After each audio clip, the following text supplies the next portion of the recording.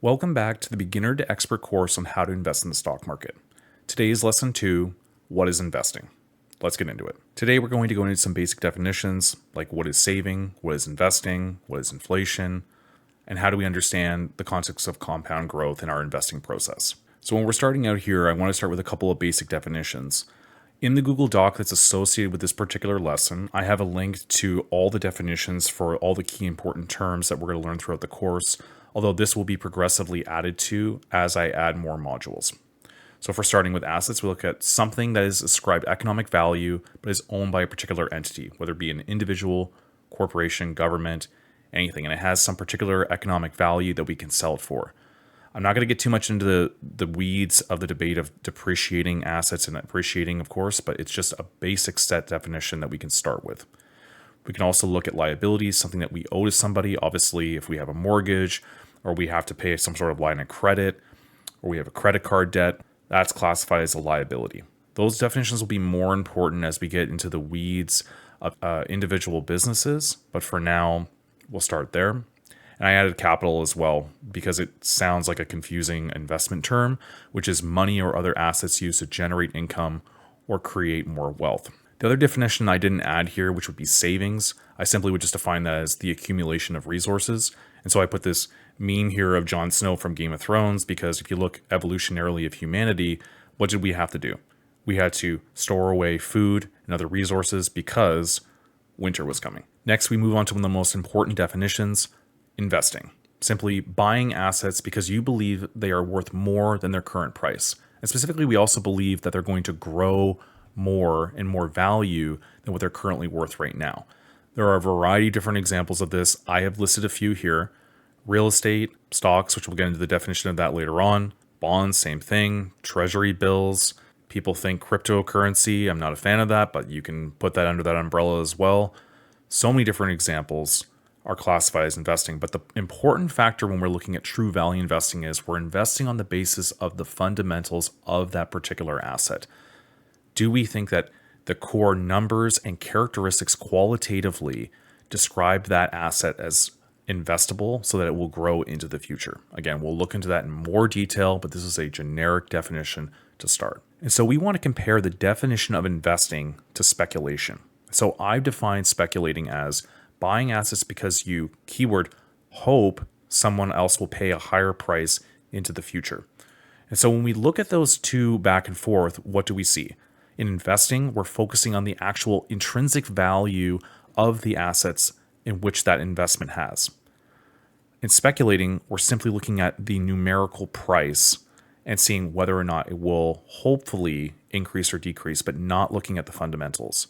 In investing, the hope is that we have a longer term mindset. In speculating, we're just trying to dump something and then hoping that it will go up and not really sure what's going to happen one way or the other based on nothing. Again, investing is based on analysis. Speculating is just random predictions. Investing, we seek sustainable returns over time. Speculating, quick gains in and out, we're not sure, right? Investing, we accept some degree of uncertainty, but speculating is random timing or some other random metric that is non-predictable. This overall phenomenon of investing versus speculating can be more or less summed up in this famous Warren Buffett quote: price is what you pay, value is what you actually get.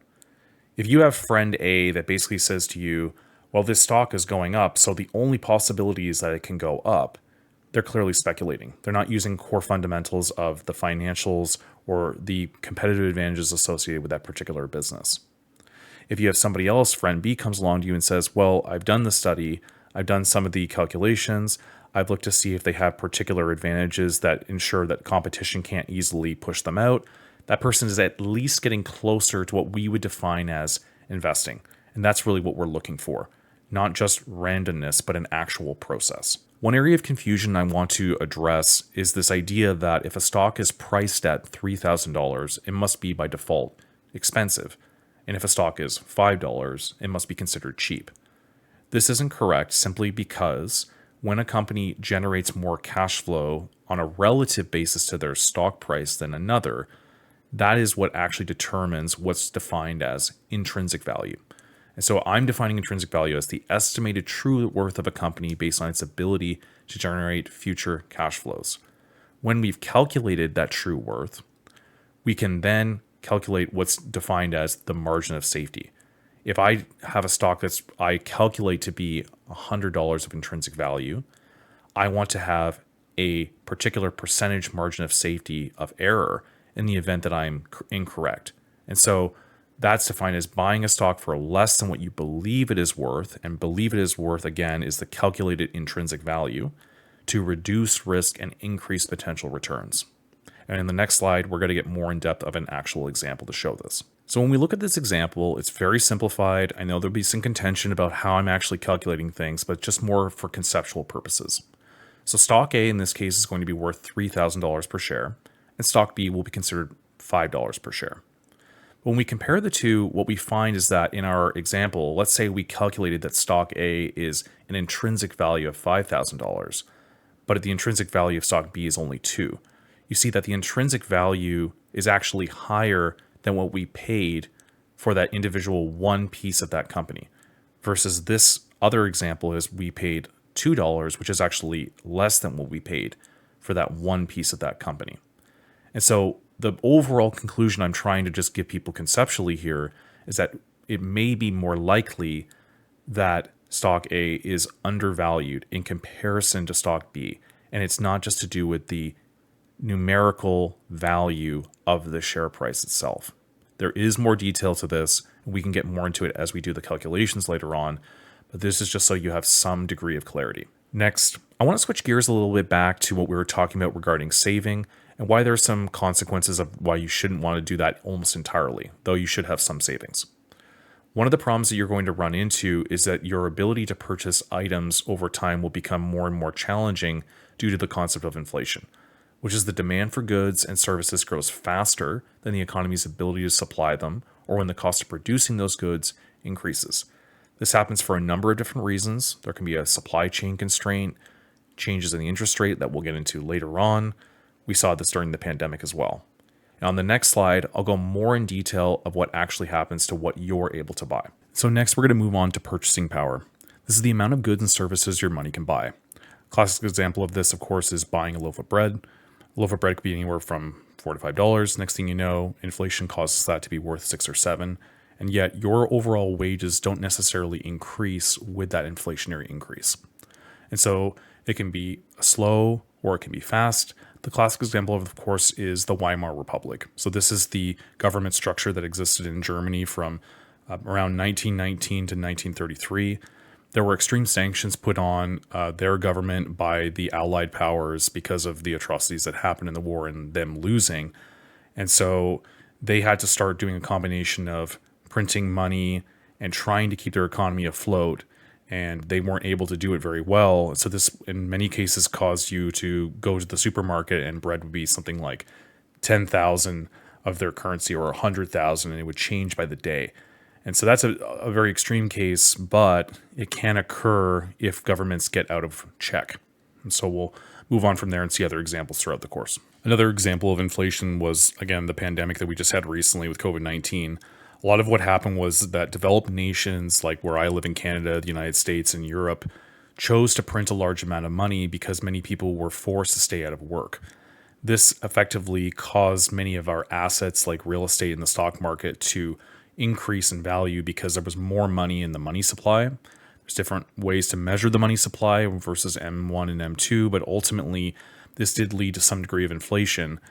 Governments at some point, say in my case, did ask for people to repay the money that was given to them, which actually caused some degree of deflation, but not everyone did this.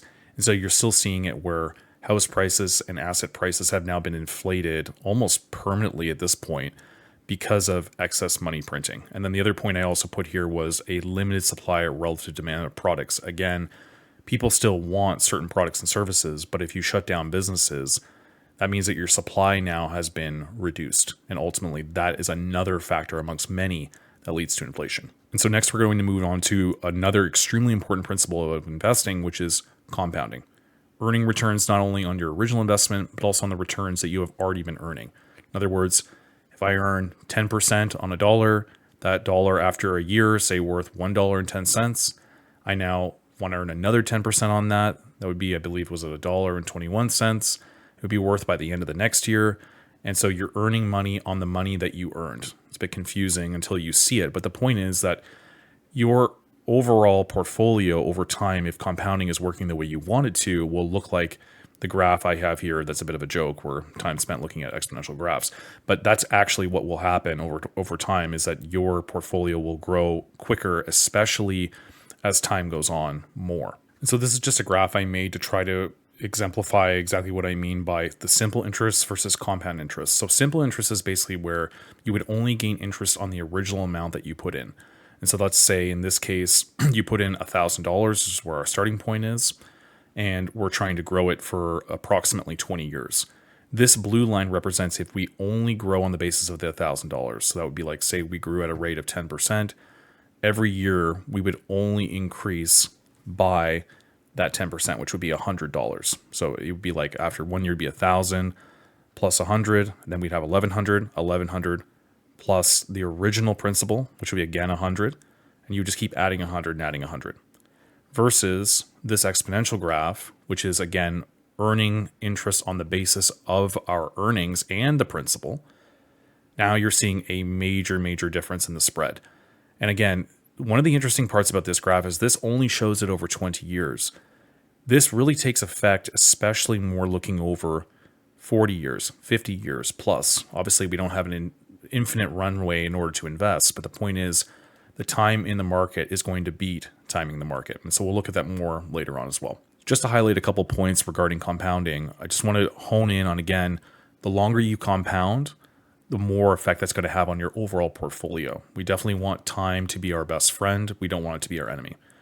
Number two is if we stop contributions, that's obviously going to heavily affect our ability to grow. Earlier contributions are definitely going to have a bigger effect than later on contributions if you are older. But that being said, you have to get started at some point. And so we always want to consistently contribute in order to grow that massive nest egg that we're trying to build. And number three, of course, is if we lose money, that's going to be extremely detrimental for whatever reason. We make a bad choice in a particular fund or a stock. Obviously, if our portfolio goes down 50%, we effectively have to go up 100% in order to break even. So that's the last thing we want to do, is lose any money. Sometimes if it happens and we're in a bad position, we have to sell. But rule number one, don't lose money. Rule number two, don't forget rule number one. So I'll just give you a couple of steps that you can follow just so you have some actionable takeaways of what to do with this lesson. They'll get more applicable as we advance, but I just want to start off with something that you can do. So number one, I would say review your overall profile of debt, savings, and investment. Record the overall numbers below so that you have a scope of your own personal finances. You can record this in the doc. You don't have to record it directly in the slides. And then again, just review the terminology of all the documents. Just make sure that you understand it. And hopefully, if you have any questions, feel free to message me. But for the next lesson, we're going to look at how the overall market works, so you have a general scope instead of just these finer little details. So look forward to seeing you there.